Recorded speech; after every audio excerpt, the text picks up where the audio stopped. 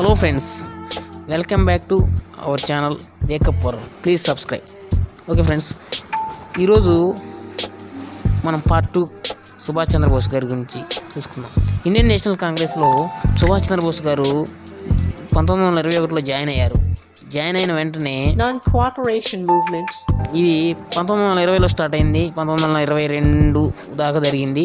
1922లో బోస్ గారు వచ్చారు. ఇది what is non cooperative movement అంటే, ఒక ప్రభుత్వం పనిచేయాలంటే ప్రభుత్వాన్ని పోషించే అన్ని రకాల పనుల నుంచి భారతీయులను తప్పుకోవాలి బ్రిటిష్ ప్రభుత్వానికి వ్యతిరేకంగా. అంటే ఆ ప్రభుత్వం ఇబ్బంది పడడానికి ఈ సంపూర్ణ స్వాతంత్రం కోసం నాన్ కోఆపరేషన్ మూమెంట్ అనేది గాంధీ గారు స్టార్ట్ చేశారు. ఇంతవరకు బాగానే ఉంది. అయితే ఈ మూమెంట్లో మహాత్మా గాంధీ మెయిన్ లీడు. బోస్ గారుని కలకత్తా పంపాడు. అక్కడ చిత్తరంజన్ దాస్ గారితో కలిసి బోస్ గారు బెంగాల్లో ఉద్యమం నిర్వహించాడు. అది గ్రాండ్ సక్సెస్ఫుల్ అయింది, మంచిగా ఉంది. అంటే ఒక్కొక్కరిని ఒక్కొక్క స్టైల్ పంపించాడు అనమాట గాంధీ గారు. బాగా ఆయన చెన్నైలోనే ఎక్కడో చేశాడు, బాగుంది, సూపర్గా ఉంది.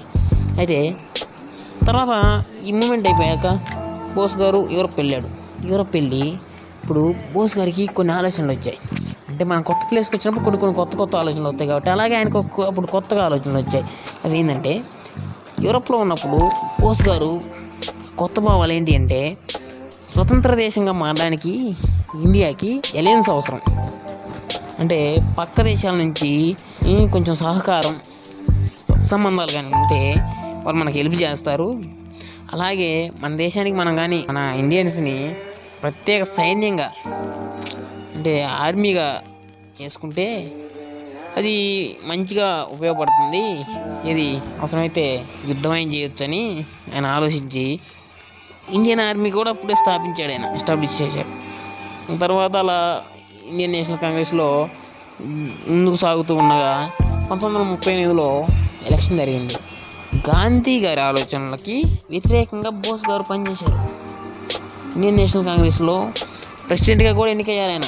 బోస్ ప్రత్యర్థి అయిన పట్టాభి సీతారామయ్య గారు ఓడిపోవడం వల్ల గాంధీ గారు నేనే ఓడిపోయాను, నా ఆలోచన ఓడిపోయిందంటే నేను ఓడిపోయినట్టే కదా, నేను పెట్టిన అభ్యర్థి ఓడిపోయింది కాబట్టి అనుకొని ఆయన గాంధీ గారే అసంతృప్తి చెందడం వల్ల బోస్ గారికి మిగతా నాయకత్వం పెద్ద సపోర్ట్ ఇవ్వకపోవడం వల్ల, పార్టీ నాయకత్వం సపోర్ట్ ఇవ్వకపోవడం వల్ల ఆ పదవికి ఆయన వెంటనే రిజైన్ చేశాడు. బోస్ గారు వెంటనే రిజైన్ చేసి ఆయనే ఒక సొంత పార్టీని స్థాపించాడు.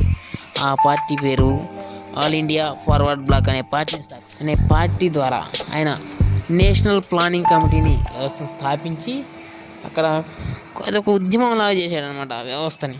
మన ఛానల్ని మీరు సబ్స్క్రైబ్ చేసుకొని పార్ట్ 3 కోసం నాకు కొంచెం ఇంకా ఎంకరేజ్మెంట్ ఇవ్వడానికి లైక్ చేయండి, షేర్ చేయండి, సబ్స్క్రైబ్ చేయండి. అలాగే ఫ్రెండ్స్, అలాగే కామెంట్ చేసి మీ అభిప్రాయాన్ని కామెంట్ సెక్షన్లో తెలపండి. మీరు ఇంకా సపోర్ట్ చేస్తే ఇంకా మంచిగా చేయడానికి నాకు ఉపయోగపడుతుంది ఫ్రెండ్స్. జై హింద్, జై భారత్ మాతాకి జై ఫ్రెండ్స్.